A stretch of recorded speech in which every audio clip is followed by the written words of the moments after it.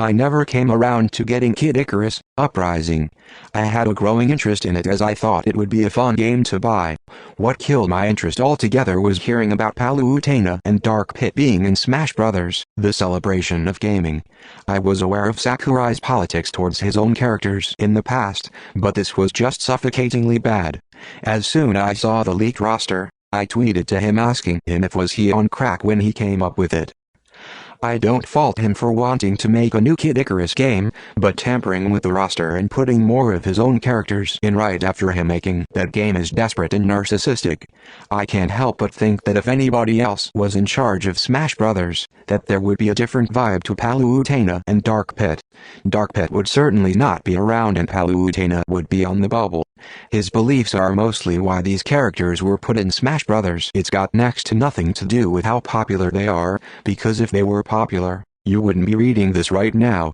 He really regards his own creations highly, as if Palutena and Dark Pit are new faces of Nintendo, especially Palutena.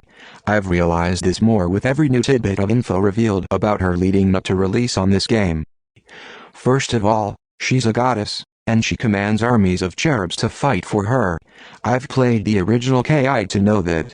What incentive does she have to shrink down to human size to have these slapstick battles with these mortals if she doesn't have to? That makes no sense. Peach is a princess, yes, but she is mortal and has been a playable character in a couple of games. As for Zelda, her ability to turn into a ninja alter ego suggests that she has a repertoire in combat. The arrows are debatable. More importantly, Palutena was revealed at E3 2014 after numerous teasers from Sakurai himself. Why would somebody like Palutena be given that privilege, even though Pac-Man was announced later that day? That's the biggest character he had left to reveal on the roster?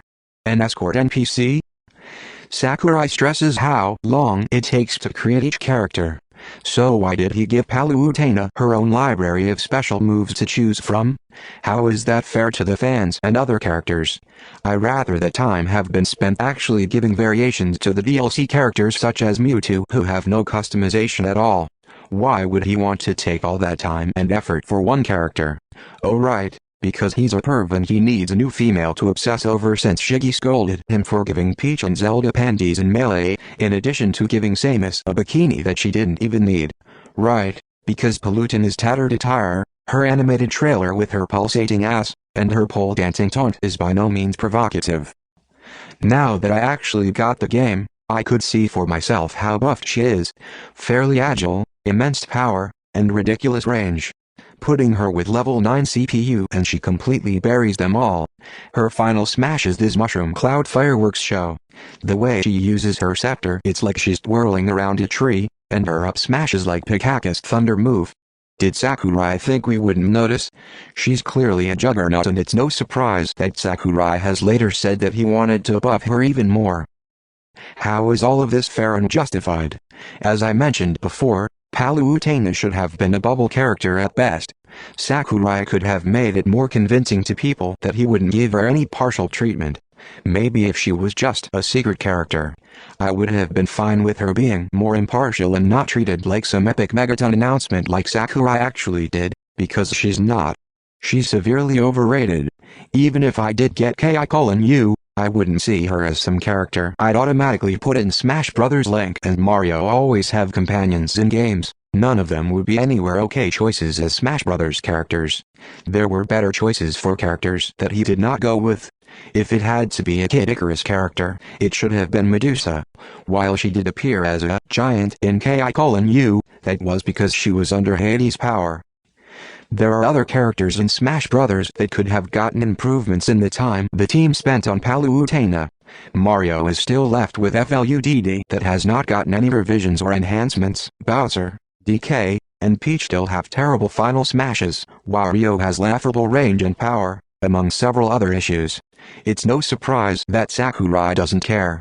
All the additions and improvements and new final smashes to the rosters generally went with his franchises, Kid Icarus and Kirby, and the franchises he's a big fan of, Pokémon and Fire Emblem.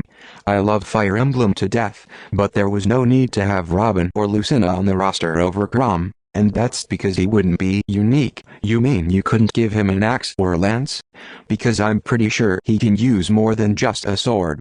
He had time to give Ganondorf a new moveset, and he didn't do it. He had time to give a new Final Smash to Falco, and he didn't do it. And here I see all these people praise Sakurai, how he's a creative genius and gives characters moves that are true to their games. I don't agree with that at all, otherwise so many characters wouldn't have counters, and be stuck with moves that are worthless. Every time Sakurai faces criticism he always has the same copy-paste response. It takes too much time and too many man-hours. I work too hard. Like he's the only person in the gaming industry that works hard. Smash Brothers was a big game, and I respect him for directing it, but he should play MGSV, Fallout 4, Batman, Arkham Knight, or even Assassin's Creed every year to see what he would really be in for had he been director for those games instead. And here's another point, he was the director, he didn't do all the work, he led a whole team that did all the work. And until Sefton Hill, Alexandra Amicio, Todd Howard, or Hide Kojima complain about how hard they work on their AAA games, then he has the right to complain, too. Here's he saying that he's got poor health and a bad arm yet he's free to fly to LA for E3 and go to the Fire Emblem Orchestra. He shouts from the balcony, "Hi, y'all. I'm gravely ill from bossing a bunch of programmers around, please feel sorry for me." Now with this Smash Ballad he's dedicating the DLC characters to the fans. You mean the game itself isn't a dedication to the consumer? Now he's thinking about the fans after the game has been released and all of his pet projects are in it? Would as many people pay extra for Pit and Palutena as they would to pay extra for all the characters they missed from Melee?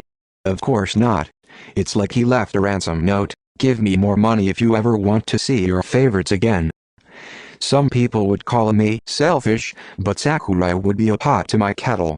If Sakurai really wanted his precious pet projects in Smash, he should have waited until the next Smash or made another KI game so he could establish them better as all-stars, because this blatant tampering has made him look like a prejudiced and narrow-minded figurehead. Instead of complaining about fans complaining, why not just fix it so they no longer complain? Ever thought of that? If you always have to address criticism, why don't you stop and think about what you're doing? The customer is always right. I'm glad that I waited to post this video until the announcement video. Just as you thought Martha, Ike, Robin, Lucina, and Roy wasn't enough to satisfy this man's ego, surprise. Fucking Corbin. Don't get me wrong, I have been a big fan of Fire Emblem ever since Radiant Dawn for the Wii. I love the strategy, I love the depth, I love the huge amount of characters in every game. I can't wait for Fates. But even I would think that adding this character to Smash Brothers is a kick in the balls to the fans. No way is this character popular at all. At least not yet. The only reason he's a DLC character is because of Sakurai thinking the world of this little game. Fire Emblem doesn't need 6 characters and Smash Brothers could very well do without half of them. I feel he has wasted his time, because what is the point of Lucina and Robin now? If there was a Smash 5, why would they make it? Add timeless Nintendo characters that could be in the next iterations of Smash Brothers to come. Not Robin. What if Sakurai was just a fan, and somebody else was director of this game? He would be non-stop whining that his precious characters wouldn't be in the game. They rightfully shouldn't be. People would tell me, "Oh, but this is to promote the upcoming Fire Emblem Fates game." Well, what if Fire Emblem Fates wasn't in development?